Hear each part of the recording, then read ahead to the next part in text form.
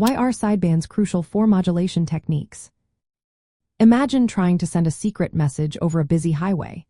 You need a way to make sure your message gets through clearly without getting lost in the noise.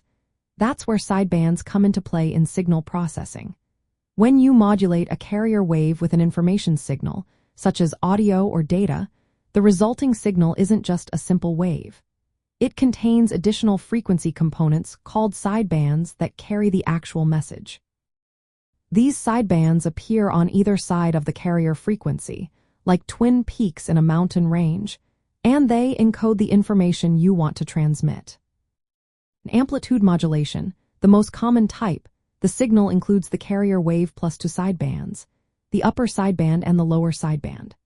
Both of these sidebands carry the same message, which means the information is duplicated on either side of the carrier. While this makes it easy to recover the message at the receiver, it also means that a lot of power is wasted on the carrier and the redundant sideband. That's why engineers develop techniques to make this process more efficient. One such method is double sideband suppressed carrier, where the carrier is removed, leaving only the two sidebands to carry the message. This saves power because the carrier does not contain any information. Another advanced technique is single sideband modulation, where only one sideband is transmitted along with the suppressed carrier. This approach cuts the bandwidth in half and concentrates power into a single sideband, making the transmission more efficient and less prone to interference. Sidebands are fundamental because they encode the original message in a way that can be easily transmitted and recovered. They determine the bandwidth of the signal, which is the range of frequencies it occupies. For example, in amplitude modulation, the total bandwidth is twice the bandwidth of the base signal because of the two sidebands. Managing these sidebands allows engineers to optimize power use, reduce interference, and improve signal clarity. Receivers relying on the structure of sidebands to demodulate and extract the original message. The presence and shape of the sidebands influence how complex the demodulation process will be.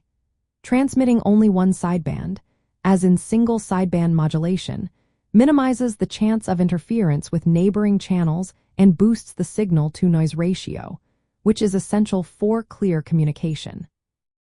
In practical terms, sidebands are used in many applications. Radio broadcasting often uses double sideband transmission, while amateur radio and long-distance communication lean on single sideband to save bandwidth and power. Radar systems and control signals also depend on sideband analysis to encode and decode information accurately. Understanding why sidebands are so vital in modulation techniques helps us see how modern communication systems work efficiently. They are the key to encoding, transmitting, and recovering signals with clarity and minimal waste. Without sidebands, our ability to send information quickly, clearly, and reliably over long distances would be much more challenging.